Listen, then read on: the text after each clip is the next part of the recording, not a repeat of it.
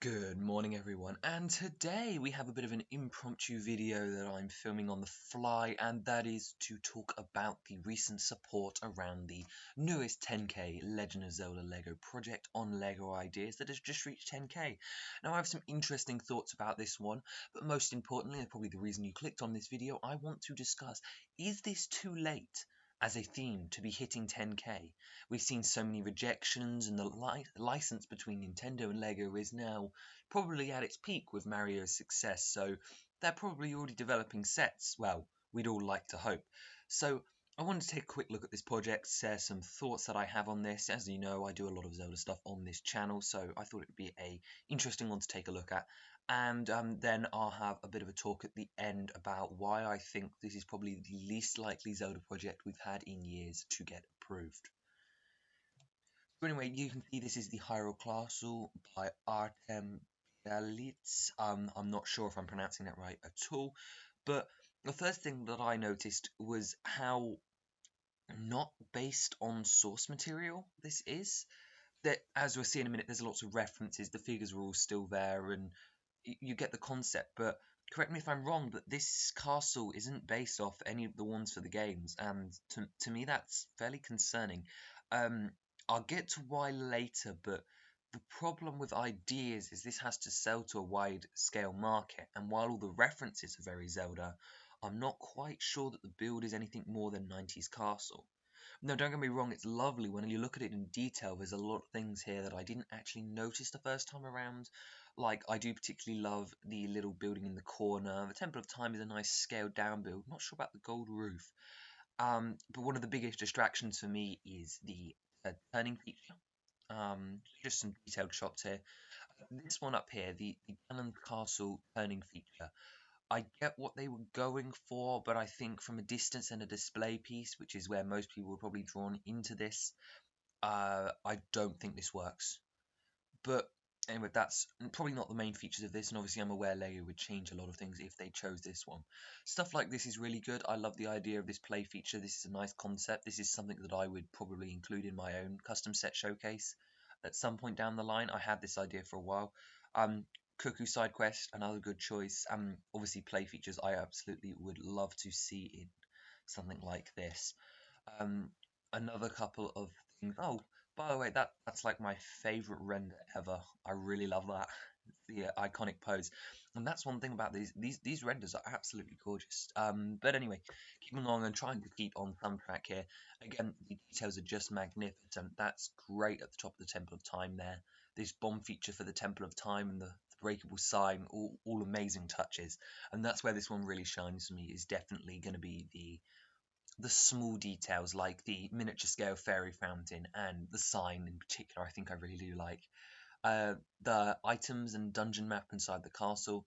It's great that as a playset it makes you take little rooms off and then explore them to get to them. I really do like that as well.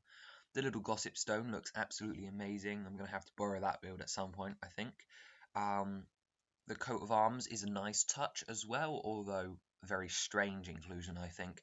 Again, it's just all built out of references for Zelda fans, and that's just not something that your generic person coming into this is going to buy, and unfortunately, that's where a product has to get its ideas from first. Pieces of Hearts is an absolutely ingenious touch as well. I really, really, really, really love that as an idea. That's an amazing concept, especially where they are all hidden. It's honestly, that's probably one of my favourite parts, if I'm honest. Next up, we have this head-down shot, and I think this just shows you what I can actually explain from this what they've tried to do. So I think it's fairly clear here that they have tried to cram as many different locations into this set as possible to, give it kind of the best kind of representation and the most fun. And I agree with it on a play feature perspective, but I am going to say it is too cramped, especially with that castle turning feature. It's nice that they were able to squeeze this all into a 32 by 32, but that raised base plate, one, never gets used in a set. Um, and two, see, I believe that you could do this just as well by splitting the sets up. Like in my showcase where I have lots of different sets with lots of different locations, a wave of sets feels like the better way to do it than to cram it all in, because each one has its own unique play features. And while it's nice that you've got all of these combined ones and there's so much to do, I feel like if you wanted to do sets with these high level play features and high level details and other aspects of the Zelda universe, it doesn't seem like it's possible to fit into one set when you could just make it into 6 or 8. But here's the whole set as a whole, and I do have to say that if you weren't a Zelda fan and you looked at this design, I'm pretty sure we can all agree it looks just a tad messy from a distance. And obviously, I know that's something that Lego would fix. And as I said, I do love all of the small details and play features in this design. The play features in here are better than any of the other Zelda sets that we have. But to me, unfortunately, Ideas isn't necessarily about having a hodgepodge of references. If we look at past Ideas projects for Zelda that use the castle, and let's just face it, all of the most successful ones are either the castle or Breath of the Wild related. Um, Brick Gallery's amazing Hyrule Castle, which I don't think can be beaten as far as going to Breath of the Wild's castle, is honestly astonishing. Um, it looks so much like the castle, and that's what's going to sell Ideas projects. When you look at Brick Gallery's project, you immediately know that it's Breath of the Wild's castle. Anyone that's even played Breath of the Wild for a short amount of time is going to have a connection with that castle. It's prominent in the marketing and trailers and in the gameplay, and it's one of the best areas in the game.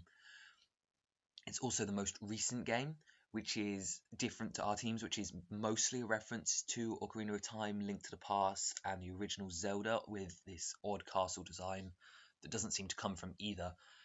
But what people remember and what will get them to buy a Zelda Ideas project is going to be something iconic. And that's something that we can see across the lines of all of the licensed Ideas projects. Doctor Who has had many locations over the years, but they wouldn't have got away with anything short of making the TARDIS because it's iconic and what people think of. The Flintstones project, which we'll take another look at in a minute, was cut down to remove its extra content, so it was just what people remembered and just what people would see as iconic. The Beatles' Yellow Submarine is perhaps their most favourite, the most well-known kind of thing around them. I mean, besides the crosswalk, I mean, it's a part of the 80s or whenever that music video came out. Sesame Street's the same. It had to be that building. It had to be that sign. Everything here is iconic because they have to rely off going back to memories that people had in order to draw in as many people as possible.